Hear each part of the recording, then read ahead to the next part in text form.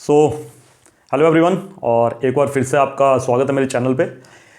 Last time अगर आपको याद होगा तो हम लोगों ने कंपाउंड पेंडुलम की प्रॉब्लम को स्टडी किया था। लैग्रेंजेस इक्वेशंस सॉल्व की थी उसके equation of motion find out करने के लिए। आज हम लोग नेक्स्ट प्रॉब्लम लेंगे जो कि एक आसान ही प्रॉब्लम है। 11th क्लास में हम न्यूटन लॉज से इस प्रॉब्लम को सॉल्व करने की कोशिश करते हैं। अगर आपको याद होगा तो वहाँ पे कंस्ट्रेंट मोशन एक टाइप का मोशन होता है, ठीक है। उस मोशन में हम ये स्टडी करते हैं, मतलब न्यूटन लॉज का ही न्यूटोनियन डायनामिक्स का ही एक पार्ट है, कंस्ट्रेंट मोशन कहते हैं उसको, ठीक है। तो आज का हमारा टॉपिक है एटवुड मशीन, ठीक है। तो एटवुड मशीन क्या है?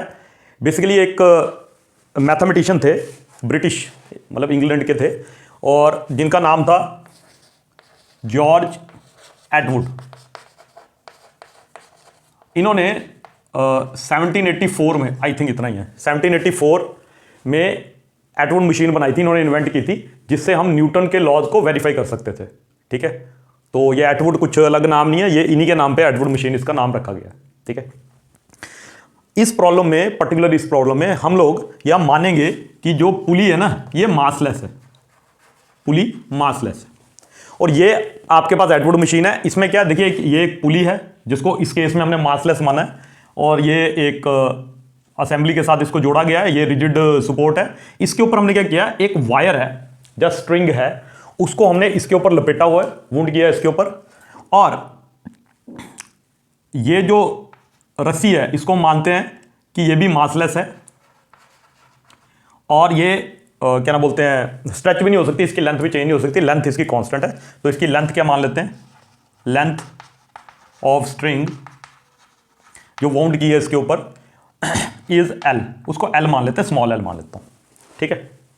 अब इसके मोशन को स्टडी करना है। यहां मैं ये मान लेता हूं, मान लीजिए कि इसमें से ये वाला मास बड़ा है, ये वाला छोटा है, या ये वाला बड़ा है, ये वाला छोटा है, कुछ भी मान सकते हैं, ठीक है।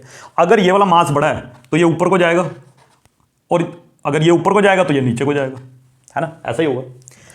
हम लोग क्या मानते हैं कि यहां से इसको मैं रेफरेंस पॉइंट अपना मान लेता हूं, ये जो एक्सएल है, तो यहां से यहां तक की दूरी को मैं मान लेता हूं एक्स, यहां से यहां तक की दूरी को क्या मान लेता हूं, एक्स मान लेता हूं। अगर टोटल स्ट्रिंग की लेंथ, अगर टोटल स्ट्रिंग की लेंथ एल है तो ये लेंथ कितनी होगी, तो ये लेंथ होगी हमारे पास एल माइनस एक्स। कई बच्चे सोच रहे होंगे यार ये इतनी सी ये लेंथ भी तो है, हाँ वो है, लेकिन वो अगर आप उसको डेरिवेटिव में लोगे तो कैंसिल हो जाएगी एंड में, ठीक है।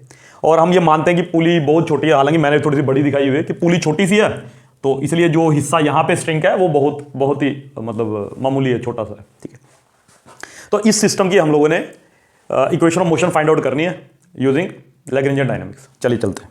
तो इसके लिए सबसे पहले क्या चाहिए हमारे को, सबसे पहले हमारे को चाहिए इसमें काइनेटिक एनर्जी। तो काइनेटिक एनर्जी होती है टी। मैं मानता हूं, अब देखो मैंने इसको रेफरेंस माना, मतलब जीरो इसको माना है, तो नीचे वाली जो डिस्टेंस है, ठीक है, इससे नीचे वाले डिस्टेंस, उसको मैंने मान लिया कि ये वाला जो पहला वाला मास है इसका जो कोऑर्डिनेट है वो x1 है और इसका कोऑर्डिनेट x2 है, ठीक है। तो क्या करूंगा मैं यहां पे, तो यहां पे मेरे पास आ जाएगा half of m1 x1 dot square, और प्लस, थोड़ा बड़ा लिखता हूं, plus half of m2 x2 dot square, ठीक है। x1 किसका कोऑर्डिनेट है, m1 का, x2 किसका कोऑर्डिनेट है, m2 का, ठीक है। अब x1 की वैल्यू क्या है, x, और x2 की वैल्यू क्या है, l माइनस एक्स, किसी पर्टिकुलर टाइम पे, ठीक है। तो t की वैल्यू क्या आ जाएगी यहां पे, t की वैल्यू बन जाएगी हाफ ऑफ m, और x1 की जगह क्या लिखेंगे, x डॉट स्क्वायर, m1 आ गया यहां पे, प्लस हाफ ऑफ m2। अब देखिए अगर हम मुझे x2 डॉट निकालना है यहां से, तो इसका अगर डॉट निकालूं, यही x2 क्या यहां पे लिख देता हूं नीचे, x1 x के बराबर है और x2 जो है वो l माइनस एक्स के बराबर है। अगर मैं x2 डॉट निकालूंगा ना तो वो माइनस एक्स डॉट आएगा, और x1 डॉट निकालूंगा तो वो x आएगा, है ना। इन दोनों की वैल्यू मैं यहां पे पुट कर दूंगा। अब क्योंकि यहां पे स्क्वायर है तो ये यहां पे भी x डॉट का स्क्वायर आ जाएगा।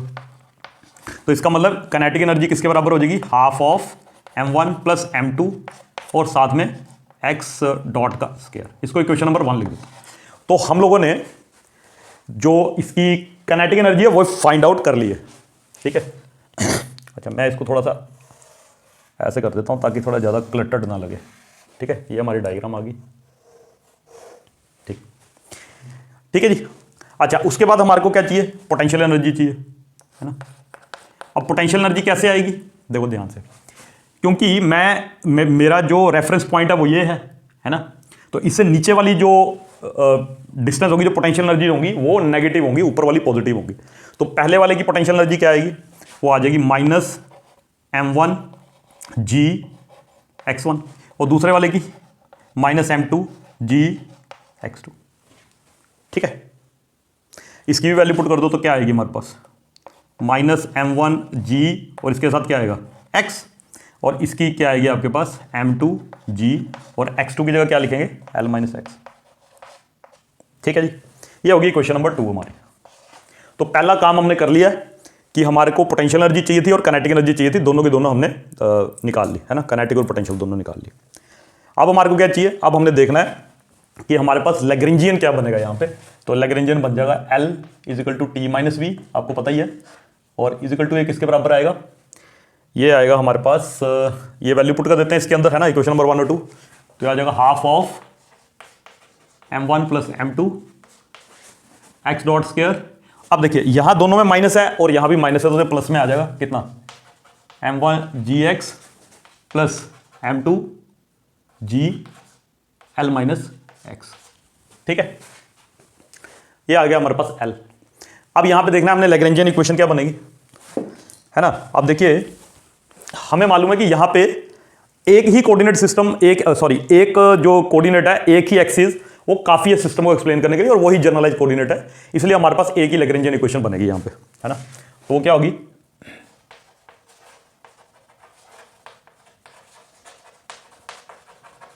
वो बनेगी d/dt ΔL/Δx डॉट -ΔL/Δx = 0। ठीक है, तो इस इक्वेशन को, यही इक्वेशन हमारे को फाइनल वैल्यू देगी। इसका मतलब ये कि हमारे को इसका डेरिवेटिव लेना पड़ेगा। ठीक है, कैसे, सबसे पहले क्या करते हैं, ΔL/Δx डॉट निकालते हैं। अब यहां पे x डॉट का डेरिवेटिव करोगे, देखिए इसमें x डॉट कहीं भी नहीं है, इसी में x डॉट है, इसका डेरिवेटिव करेंगे तो क्या आ जाएगा 2x, ये तो कांस्टेंट है, तो जो 2 है वो इससे कैंसिल हो जाएगा, तो ये क्या बन जाएगा आपके पास m1 + m2 और साथ में x डॉट बच जाएगा। ठीक है, इक्वेशन नंबर 1 2, इसको 3 लिख देते हैं, इसको 4 लिख देते हैं, इसको 5 लिख देते हैं। ठीक है, फिर आता हमारे पास ΔL/Δx। ठीक है, अब ΔL/Δx निकालेंगे यहां पे, तो अब यहां पे तो x है नहीं, यहां पे x है इसमें और इसमें, तो निकालिए। इसका डेरिवेटिव करेंगे तो क्या बन जाएगा आपके पास x के with respect to m1 g, और इसका डेरिवेटिव करेंगे तो देखो m2 g l का डेरिवेटिव तो 0 आएगा, तो m2 g x का डेरिवेटिव, ये माइनस है साथ में, तो क्या बन जाएगा -m2 g, यानी ये हो गया आपके पास m1 - m2 × g। ठीक है जी, ये आ गया ΔL/Δx। Equation number 6, equation number 6 और 5 को हम इक्वेशन नंबर 4 में पुट कर देते हैं, तो क्या आएगा आपके पास, तो मैं और मार्कर से लिख देता हूं।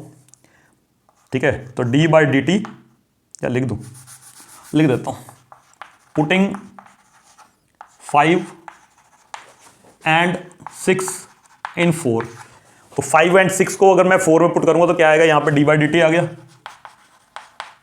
और ब्रैकेट में ΔL/Δx डॉट, उसकी जगह क्या लिखूंगा m1 + m2 और साथ में x डॉट, और ये ब्रैकेट क्लोज।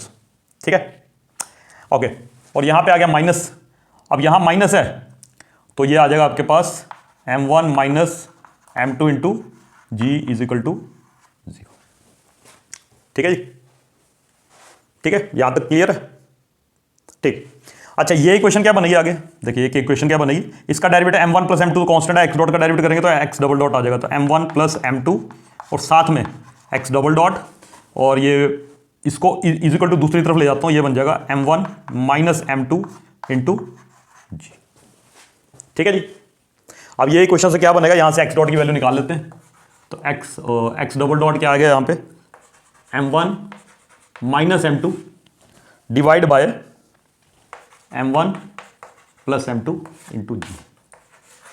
अगर देखा जाए ना तो यही हमारी फाइनल इक्वेशन है। ठीक है, यही हमारी फाइनल इक्वेशन। ठीक है, अभी मैंने स्टार्टिंग में ये कहीं बात नहीं की ये बड़ा कि ये बड़ा, हमने बोला कोई भी बड़ा हो सकता है, कोई भी छोटा हो सकता है। अब देखिए यहां से अगर आपको कोई बोले कि ये एक्सेलरेशन किसकी है, किसकी एक्सेलरेशन है ये? आप देखो लैग्रेंजियन इक्वेशन जो है, वो लैग्रेंजियस इक्वेशन, वो हमने एक्स की फॉर्म में लिखी है, और एक्स किसका कोऑर्डिनेट है? एक्स इसका कोऑर्डिनेट है। तो इसका मतलब ये m1 की एक्सेलरेशन बता रहा है। तो यहां पे लिखेंगे this is the acceleration of mass m1। ये मास m1 की एक्सेलरेशन है। हां, ये जरूर है कि ये मास m2 और m1, अगर स्ट्रिंग की लेंथ कांस्टेंट है, कंस्ट्रेंट मोशन में हम पढ़ते हैं स्ट्रिंग की लेंथ कांस्टेंट है, तो इसकी वेलोसिटी बराबर होगी, इसकी एक्सेलरेशन भी बराबर होगी। तो बता तो ये एक्सेलरेशन ही रहा है। इसका मतलब यहां से क्या है, ये याद रखना कि ये जो आपने निकाला, ये इसकी एक्सेलरेशन निकाली, इसकी भी यही एक्सेलरेशन है, लेकिन साइन ऑपोजिट आएगा। क्योंकि अगर ये ऊपर को जा रहा है, अगर m1 m2 से बड़ा ये ऊपर को जा रहा है, तो ये नीचे को जा रहा होगा, बस साइन का फर्क है, बाकी कुछ नहीं। इसका मतलब यहां पे हम लिख सकते हैं कि अगर m1 ग्रेटर देन m2, अगर ऐसा है कि m1 बड़ा है और m2 जो है वो छोटा है ना, तो ये पॉजिटिव एक्सेलरेशन आएगी, है ना। और ऐसा भी हो सकता है कि m2 जो है वो बड़ा है m1 से, है ना, कुछ भी हो सकता है, ठीक है। तो हमने कोऑर्डिनेट यहां से यहां लिया, मतलब ये वाली डायरेक्शन पॉजिटिव है ना, ये वाली डायरेक्शन पॉजिटिव है। तो अगर ये भारी हुआ तो ये नीचे को जाएगा, ये ऊपर को जाएगा, ठीक है ना। अगर ये भारी हुआ तो ये नीचे को जाएगा और ये ऊपर को जाएगा। तो ये वाली डायरेक्शन पॉजिटिव है, हमने ये रेफरेंस माना, ये वाली डायरेक्शन पॉजिटिव है, ठीक है। तो हाँ, कोई पूछेंगे यार ये फिर ये नेगेटिव क्यों लिया? अरे ये पोटेंशियल एनर्जी है, ठीक है, ये पोटेंशियल एनर्जी है। चलिए, तो ये आ गया हमारे पास। इसका मतलब ये है कि ये हमारी जो फाइनल इक्वेशन ऑफ मोशन है, बाकी एक्सेलरेशन दोनों की उल्टी होगी। तो आई थिंक आप लोगों को ये भी प्रॉब्लम बड़े अच्छे ढंग से समझ आई होगी। तो अगर कोई दिक्कत हो किसी को कमेंट सेक्शन में लिख सकता है, और कुछ गलती हो तो please I am sorry. Board पे लिखते समय कई गलतियां हो जाती, बोलते समय हो जाती कई गलतियां। तो नेक्स्ट टाइम हम लोग जो प्रॉब्लम करेंगे, अभी तो हमने पुली मासलेसली कंसिडर किया है, जो प्रॉब्लम नंबर 7 आएगी उसमें हम पुली विद मास करेंगे, मतलब पुली का भी मास है, तो उसमें एक एक्स्ट्रा टर्म ऐड हो जाएगी। तो देखते रहिए और कमेंट जरूर करिए। Okay, bye.